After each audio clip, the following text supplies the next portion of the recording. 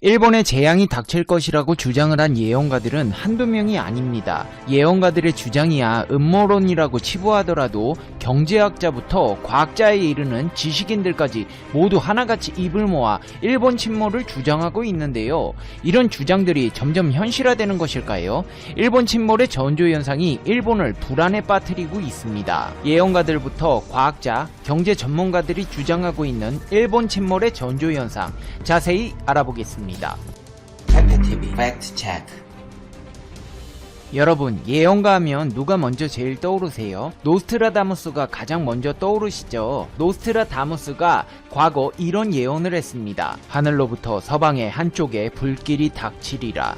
남부에서 해 뜨는 나라까지 퍼질 것이니 죽어가는 이들은 식물의 뿌리조차 찾지 못하리. 세 번째로 마르스에게 무기가 주어지리라. 성유석에 불붙는 것을 보게 되리니 성유석 시대의 마지막에는 기근이 닥치리라. 최근 이 예언이 일본의 현재를 뜻한다는 주장들이 화제를 모으고 있습니다. 이 예언에서 성유석은 성유 열매를 뜻합니다. 그 성유 열매는 시간이 무르익으면 꽃처럼 한쪽이 터지고 갈라지면서 개화합니다. 그가 말한 성유석은 일본을 의미하는 것입니다. 실제로 오는 11월 9일부터 11일 일본 도쿄에서 마스터 아시아 2020이라는 국제 무기 전시회가 열리는데요. 우길기가 포함된 홍보물이 제작돼 버젓이 배포되고 있고, 이를 수정해달라는 한국 측의 공식 요청에도 주최 측은 침묵으로 일관하고 있습니다. 세계 각국이 모이는 박람회에 우길기를 아무렇지 않게 노출하고 있다는 것입니다. 일본에서 마스터 아시아 홍보에 우길기를 사용한 것은 이번이 처음이 아니었습니다. 일본 웹사이트에서 과거 마스터 아시아 전시회를 검색한 결과 우길기가 걸린 함선 이미지는 지난 전시회에도 사용된 것으로 드러났는데요. 일본이 계속된 지적에도 불구하고 우길기 내세우기를 하는 것은 사용에 대한 명분을 쌓기 위함이라는 분석이 나오고 있습니다. 노스트라다무스의 성유석은 결국 전범기를 뜻하고 후지산의 화산재로 인한 일강 차단으로 대기근이 닥칠 것이라는 분석이 나오고 있는데요. 노스트라다무스뿐 아니라 이런 경고를 한 예언가는 또 있습니다. 일본 침몰에 관한 여러 예언 중 가장 강력한 경고는 에드가 케이시의 예언을 꼽을 수 있습니다. 1877년 미국에서 태어난 그는 잠자는 듯한 일종의 최면 상태에서 수많은 사람들의 질병을 치유하는 방법을 알아냈고, 또 가장 정확하고 사실적인 예언을 한 것으로 유명합니다. 그의 질병 치유 처방과 예언의 대부분은 미국 버지니아에 있는 영국 계몽협회 도서관에 체계적으로 파일링되어 보관되어 있는데, 그 숫자가 무려 14,000건에 달합니다. 1944년에 행한 케이시의 예언 기록을 보면 일본 침몰에 대한 충격적 예언이 있어 눈길을 끌고 있습니다. 그의 예언은 노스트라다무스와는 다르게 직설적으로 일본의 대부분은 반드시 바닷속으로 침몰한다는 주장을 했습니다.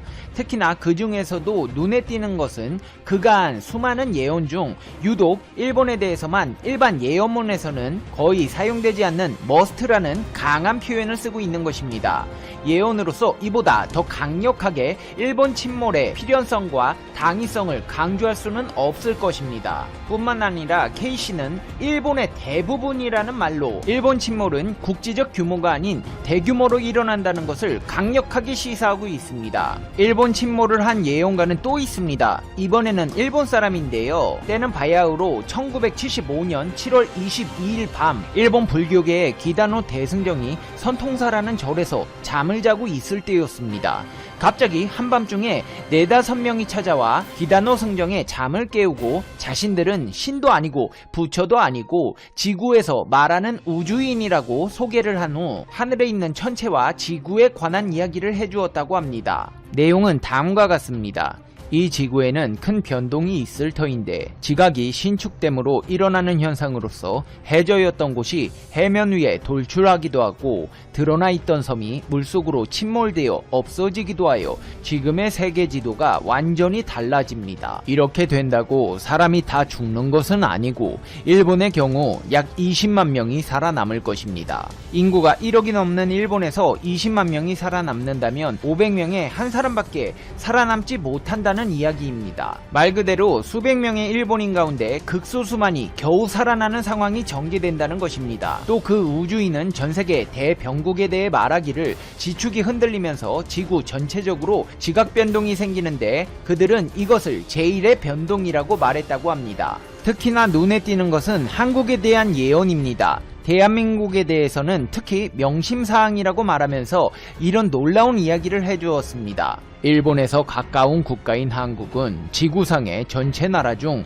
종주국이 될 것이며 절대적인 핵심 국가가 될 것이고 그곳에서 성형 군자가 부지기수 출세하여 사회 만방을 이끌 것이다. 대한민국은 가장 영광스럽고 행운과 복락을 누리게 될 것이며 세계에서 가장 많은 인구 숫자가 구원받는 나라가 될 것이다. 일본 침몰 예언을 한 사람은 과거 조선시대에도 존재했는데요. 조선시대의 문신학자인 허미수 선생은 1595년 태어나 삼척부사 재임 시 정치적으로 실권된 후 좌천된 인물입니다. 그가 재임할 당시 삼척은 폭풍과 해일 피해가 잦아서 이 지역 어민들의 고기잡이 배는 다 부서졌을 뿐 아니라 파도 때문에 바다에 나가지도 못하여 어민들이 굶어 죽는 피해가 많았습니다. 바닷물이 몰려올 때면 50천에 거슬러 올라 바닷가로부터 30리가량 떨어져 있는 동원마루까지 물이 올라올 지경이었습니다. 이에 허미수 선생이 삼척 백성들을 위해 이런 피해를 없애고자 돌에다가 직접 글씨를 써 바닷가에 비석을 세우자 신기하게도 그 이튿날부터 바닷물이 거의 올라오지 않았고 비를 세운 이후에는 바닷물에 침수 피해를 입었던 곳까지도 백성들이 논밭을 만들어 농사를 지을 수 있게 되었습니다. 허미수 선생은 척주 동해비를 세우면서 지금 같은 작은 해일은 내 비석으로 막을 수 있지만 장차 앞으로 이웃나라에 큰 해일이 오면 내 비석으로 막을 수 없을 것이라고 경고하면서 물로 큰 난리가 난다고 하였습니다. 1913년 태어난 타노 대종사 또한 일본의 침몰을 예언하였습니다. 그가 남긴 여러 저서 중 부처님이 계신다면에 일본 침몰에 대해 구체적으로 언급한 부분이 있는데요. 일본 영토의 3분의 2가량이 바다로 침몰할 것입니다. 일본은 손방이라고 하는데 손은 주역에서 입야로 풉니다. 이것은 일본 영토의 침몰을 의미합니다. 일본 열도의 3분의 2가량이 바닷속에 빠져서 침몰할 것이라는 주장입니다. 타노 스님은 일본 침몰과 더불어 지구 극이동을 구체적으로 언급하고 있는데 그 근거를 김일부 선생이 선언한 정역에 두고 있습니다. 근데 놀라운 것은 타노 스님 역시 앞서 말씀드린 기다노 성경과 마찬가지로 한국의 부흥을 예언했다는 것입니다. 타노 스님이 말년의 저술한 주역선의 책에는 지축이 틀어지는 대환란기에 그 위기를 극복하고 인류를 구원하는 법방을 오직 한민족이 들고 나온다. 우리 선조가 적서내온 여음으로 우리 한국은 필경 복을 받게 될 것이다. 우선 이 우주의 변화가 이렇게 오는 것을 학술적으로 전개한 이가 한국인 외에 있지 않으며 이 세계가 멸망이냐 심판이냐 하는 무서운 화탕 속에서 인류를 구원해낼 수 있는 방안을 가지고 있는 이도 한국 외에 또다시 없는 것이다. 그러고 보면 한국은 세계적인 신도, 다시 말하면 정신수도의 근거지라 하여도 과언이 아닐 것이다. 오래지 않아 한반도는 국운이 융성해질 뿐 아니라 위대한 인물들이 나타나서 조국을 통일하고 평화로운 국가를 건설할 것이다. 뭐 솔직히 예언가들의 예언이야 근거 없는 비과학적 추측에 지나지 않는다지만 이렇게 똑같은 내용으로 다같이 예언하고 있다는 점에서 사뭇 놀라지 않을 수 없는데요. 그렇다면 경제학자들부터 과학자들의 주장도 알아보겠습니다. 현대판 노스트라다무스 짐 로저스가 지금 당장 일본인들은 한국으로 이민 가야 한다고 경고했습니다. 스가 요시히데 일본 총리가 재정을 풀어 경기를 살리는 아베노믹스를 계승해 그 부담을 현재 일본 젊은이들이 지게 될 것이라는 분석입니다. 로저스 회장은 주간 아사히 10월 9일로 세계 3대 투자가 짐 로저스의 거침없는 예언 2020년 돈과 세계는 이렇게 움직인다는 제목의 기사에서 나는 일본을 좋아한다. 그래서 오히려 일본인에게 엄격한 메시지를 전하고 싶다. 일본은 소멸한다. 아베 전 총리가 다 망쳐놨다. 나는 그가 한시라도 빨리 물러나야 한다고 말해왔다. 그는 자신의 체제 유지에 관심이 있을 뿐 외상값을 내는 것은 일본의 젊은이들이다. 문제는 아베 전 총리의 후계자인 스가 총리도 아베노믹스라는 잘못된 정책을 계승한다는 것이다. A자 미국 보건복지부 장관은 4일 세계보건기구와 중국이 신종 코로나 바이러스 감염증의 기원 조사 내용을 시기적절하게 공유하지 않고 있다며 비난했다. CNN에 따르면 이날 유엔 총회에서 에이자 장관은 세계보건총회는 WHO의 바이러스 기원 조사 착수를 지시했다. 그러나 결과물은 내년에나 나올 것으로 보인다. 이는 받아들이기 힘든 기간이라고 비난했다. 에이자 장관의 이날 연설은 사전 녹화된 것으로 알려졌다. 에이자 장관은 더욱 나쁜 점은 국제 전문가들이 한 국가의 전문가가 공개한 결론만을 검토하게 될 것이라는 것이다. 이는 진실에 도달하기 위한 협력과는 매우 동떨어진 모습이라고 했다. 이는 WHO 전문가들이 중국이 공개한 제한된 정보를 바탕으로 기원 조사를 진행 중인 점을 꼬집은 것으로 추측된다.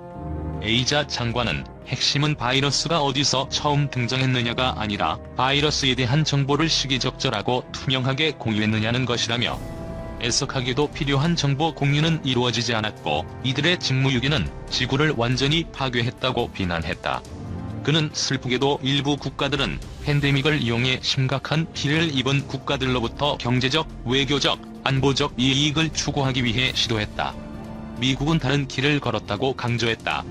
에이자 장관은 미국이 막대한 예산을 투입해 코로나19 백신 개발에 힘쓴 점을 강조하며, 코로나19 백신에 대한 우리의 연구는 완전히 투명했으며 우리는 전 세계가 신뢰할 수 있는 대안을 마련하기 위해 엄격한 미국의 안전 프로토콜을 따를 예정이라고 말했다. 그는 미국은 다른 나라들에 비해서도 더 많은 재정과 장비, 그리고 지원을 코로나19와 싸우는 국가들에 제공한다며, 바로 이게 위기의 순간 미국의 모습이다. 우리는 그들의 불행을 이용하지 않고 긍정적인 비전과 함께 동맹을 강화하기 위한 의지를 갖고 있기 때문이라고 설명했다. 지난 3년 9개월간 막혔던 중국 판호가 드디어 나왔다.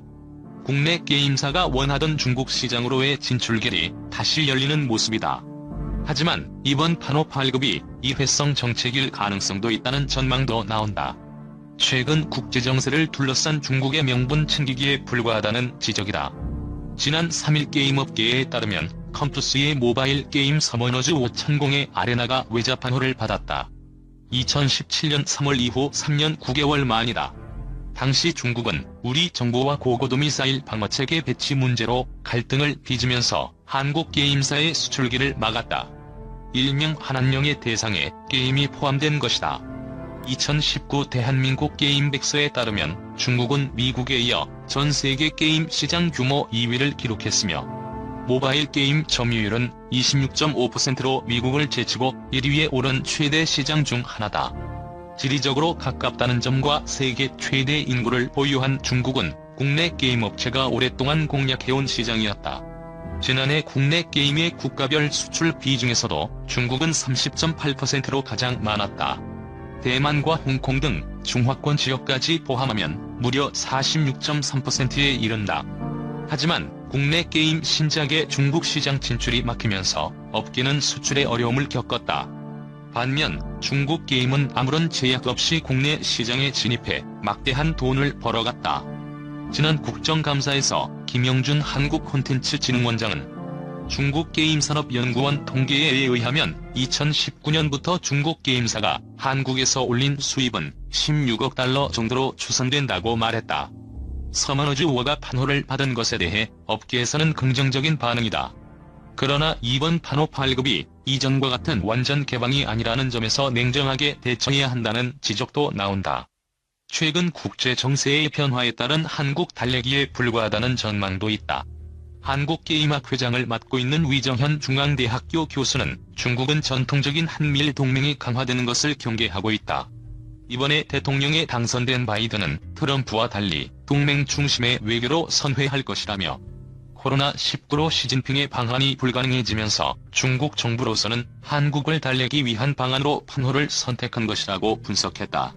한한령의 대표적인 제재 대상은 K-팝과 게임인데, 이 중에서 K-팝은 BTS의 전 세계적인 인기와 코로나19로 인한 공연 불가, 유튜브 등 영상 매체를 통한 중국 이용자의 시청 행태 등으로 인해 사실상 해제하기 어렵다.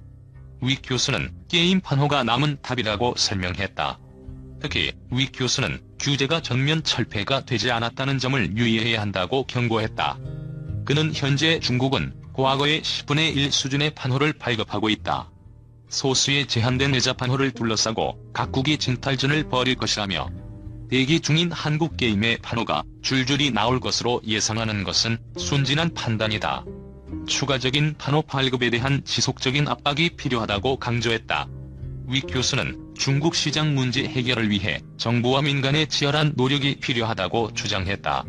그는 지난 4년간 한국은 판호를 하나도 받지 못했지만 중국 게임은 한국 시장에 아무 제약 없이 진입했다.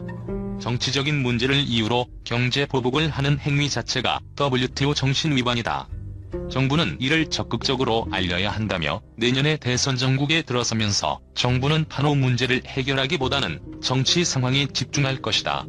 학계와 산업계는 차기 정부가 들어서기 전에 판호 문제 해결에 적극적으로 동참해야 한다고 촉구했다. 업계에서는 이번에 판호가 발급됐다고 해서 무조건 좋아할 만한 일이 아니라고 지적한다. 서비스 과정에서 넘어야 할 산이 많다. 최근 중국은 문화 콘텐츠 검열 시스템을 강화하는 모습을 보이고 있다. 중화 사상에 맞지 않으면 시장에서 퇴출하는 경우도 많다. 청소년 대상 게임 규제도 심화된 상태다. 판호를 받았다고 해서 곧바로 서비스로 이어지는 것도 아니다.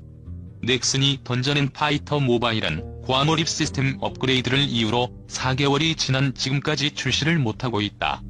중국 게임의 수준이 높아진 것도 이유 중 하나다. 과거와 달리 몇몇 중국 게임은 국내 게임을 넘어섰다는 평가를 받을 정도로 수준이 높아진 상태다. 이로 인해 중국 퍼블리셔도 비슷한 수준이면 자국 게임을 선택하는 경우가 많다고 업계 관계자들은 설명했다. 지난 9월 28일 출시된 미호요의 원신은 발매 첫 주에만 전 세계에서 6천만 달러의 매출을 기록했으며 두 달간 약 3억 9,300만 달러를 벌어들였다. 이는 중국 서드파티 스토어와 PC, 콘솔 매출은 제외한 수치다. 한 업계 관계자는 3년 9개월 만에 판호가 발급됐다는 것은 환영할 소식이지만 무조건 좋아할 것은 아니다. 과거와 달리 지금의 중국 시장은 매우 폐쇄적이라 서비스까지 장애물이 너무 많다. 중국 시장 진출을 시도함과 동시에 퀄리티를 높여 BTS처럼 중국 이용자가 매달리는 게임을 만들도록 해야 한다고 말했다.